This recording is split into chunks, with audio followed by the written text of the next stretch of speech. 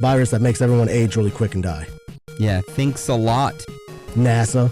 Baba Vanga and NASA. But yeah, I thought that was pretty interesting. I read that, I was just like, what? Okay. Yeah, it's pretty crazy. All right, so let's go over our next strange fact and finding, which is over the United States Department of Defense Biological Threat Reduction Program. So this program collaborates with partner countries to counter the threat of outbreaks, which could be accidental, natural, or even deliberate. And they kind of like protect against these world's most dangerous infectious diseases. Now, the BTRP's priorities in Ukraine, which BTRP is the Biological Threat Reduction Program, their priorities in Ukraine are to consolidate and secure pathogens and toxins of security concern to kind of like continue to ensure Ukraine and detect and report any outbreaks caused by these dangerous pathogens before they pose a security or even like a stability threat. Which this information comes from the U.S. Embassy in Ukraine's website, which if you continue to read, the Biological Threat Reduction Program has upgraded many laboratories for the Ministry of Health and the State Food Safety and Consumer Protection Service of Ukraine, helping those labs hit at least biosafety level 2. Then in 2019, they actually helped construct 2 labs which are located in Kiev and Odessa. You know, it's funny that you mentioned the U.S. Embassy in Ukraine's website, because we're about to talk about something that is very interesting. It's probably one of the weirdest strange facts and findings on here regarding that website. And the BTRP. Now, this next strange fact and finding is actually from an independent journalist from the Middle East named Dilyana Gaitavaskiafov. And I'm pretty sure I pronounced her last name wrong because it's like 20 letters and extremely long. So I apologize, Dilyana. Okay. So for the longest time, Dilyana has been investigating biolabs around the world and has uncovered some mind-blowing stuff. She was investigating it way back before the news was even talking about it. Way back in 2018. And she actually ended up going to the European Parliament when the United States Assistant Secretary of Health was visiting. Now, Dilyana grabbed her microphone and ended up confronting the United States Assistant Secretary of Health and stated that the Pentagon was funding biolabs in 25 countries across the world. So we actually have a video of that. It's pretty short because she ends up getting kicked out, but we'll watch that and, listen to it right now. What is the need of military biolaboratories of the United States in 25 countries across the world? This is public area. I can use the elevator. Sorry, not this one. This one's full. Why is the Pentagon investing $65 million in gene editing? Can you answer why? Dude, they were a dick to her. That guy was a dick, straight up blocking the elevator. It wasn't full. Yeah, he actually pinned her against the friggin' door thing. Yeah. Well, I can use the elevator, not this one. Do you own that elevator? No, you don't. Yeah. All right, so following that, of course, Dilyana was kicked out of the parliament. And the United States media actually started calling her reporting fake news. Said it had no, That's funny coming from the United States media itself. Yeah, calling her fake news and saying that none of her shit had credibility and it was all made up and that it was misinformation. But get this shit, because she continued digging. And Dan, tell us what happened a few years later.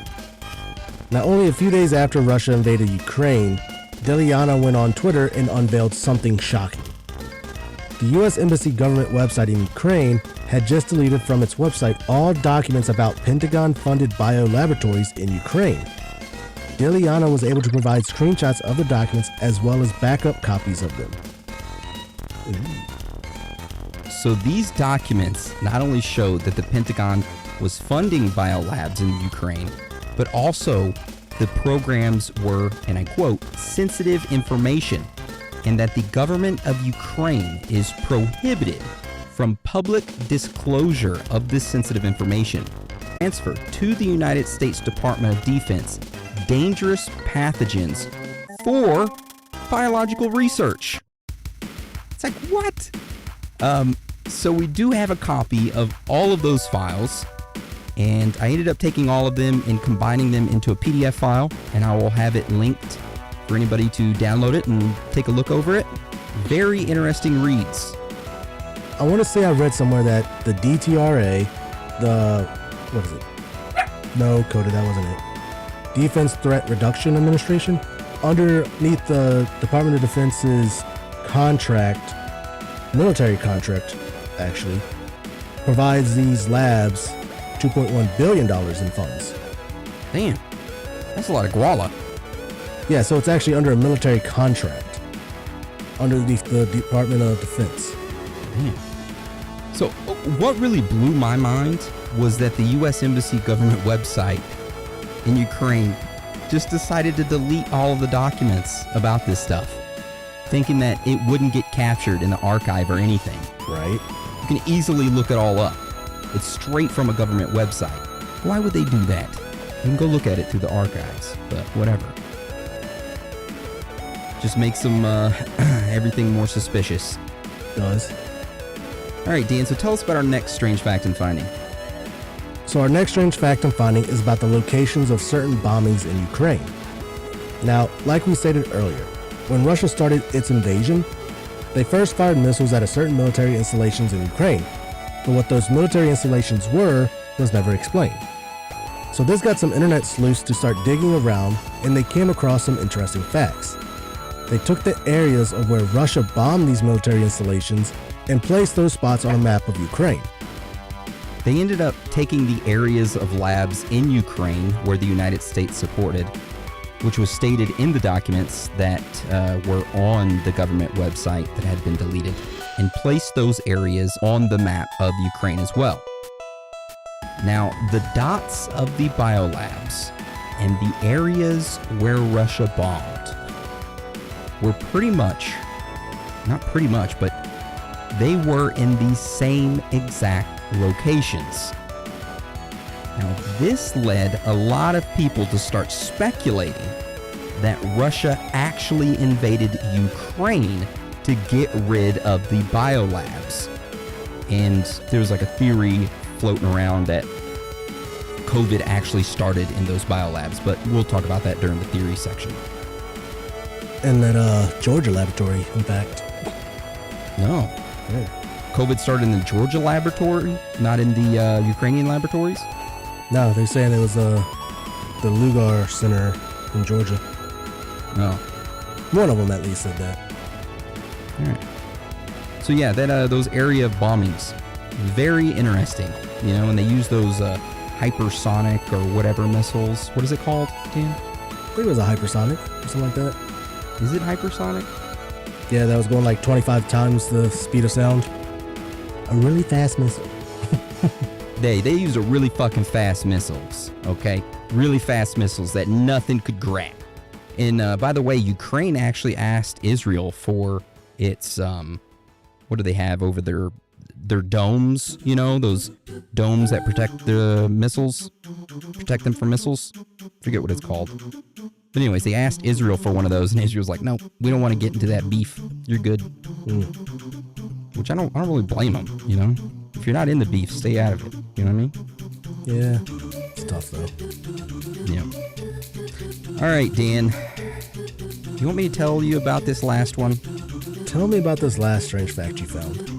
All right, so I started digging around on YouTube and was trying to watch as many documentaries as I could about Ukraine. I just wanted to get a feel of what the country was like and see if there was any like Nazis living there, if there was really some like Nazis there, or if Putin made all this shit up. I wanted to know, because honestly, I can't travel there. If I travel there now, they're not gonna let me come home. So I started digging around, and I found a documentary that was done in September of 2017, and it was done by The Guardian. Okay? This documentary is titled Ukraine's Far-Right Children's Camp. Now, in this documentary, some reporters for The Guardian go to Ukraine to visit what is a summer camp for children that is run by a, and I quote, far-right militia. And this militia is preparing these children to fight on the front line.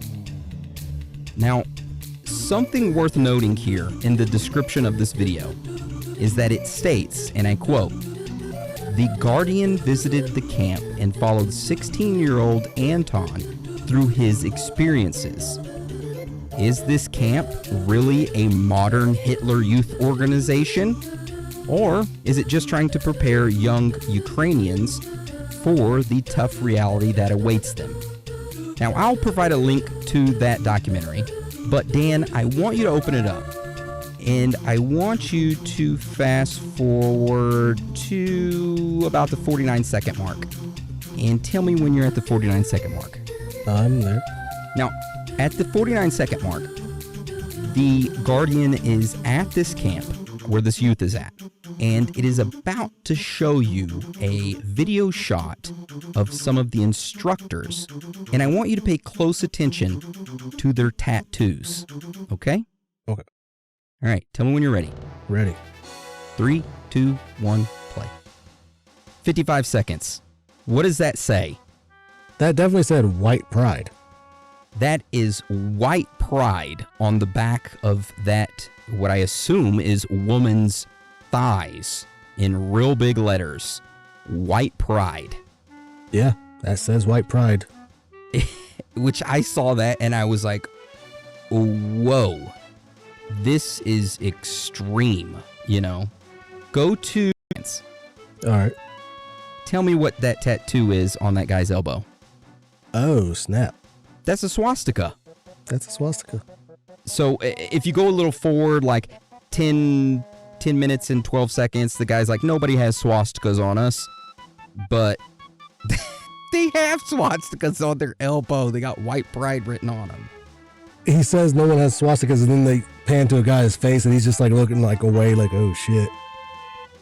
Yeah, I don't know, man. This seems very similar to Hitler Youth. Isn't with the arm in front like that, isn't that part of like their salute, and then they throw their arm up? The Hitler salute? Yeah. Yeah. They put their hand like that. Boop. They put it up to their kind of like chest, and then they put their palm, or yeah, like that. Yeah. Dan just did it. You guys, cancel him. Cancel me. That's the last strange fact and finding that I wanted to show everybody that I came across, which I thought was very odd. That there's summer camps like that in Ukraine. All right, so let's go on to theories. Dan, do you want to tell us about this first theory? Sure. The first theory is that the biolabs are just doing what they are supposed to do, and that they aren't creating biological weapons, and that is just propaganda. U.S. funding is happening for those biolabs, but it's to help battle worldwide diseases, viruses, and that's pretty much it. Just all propaganda. They're not searching up biological weapons. They're not encroaching on borders of other countries, which they kind of are. They kind of are. You can say that they are encroaching on the borders, but maybe it's just they're getting misinterpreted. Maybe the countries don't want them doing that on their borders. Yeah. Which I could understand. If I was running a country, I wouldn't want some other country across the friggin' sea to my next door neighbor and studying deadly viruses that have the potential to leak out and kill me and my family. I wouldn't want that. These biolabs are supposed to be spread out so they can, keep ahead of viruses spreading. Like, when COVID happened, they were supposed to keep track of how much it was, but yeah. That didn't really work too well. But then again, though, the fact that it was encroaching on Russia, and it is on the border of Russia pretty much, so. Yeah. All right. So this next theory is that pretty much the U.S. government is hiding the labs and that they do exist. So underneath this pretty much cover of quote unquote, we're trying to protect the world from diseases or weapons of mass destruction, the United States government is funding biolabs in other countries and are actually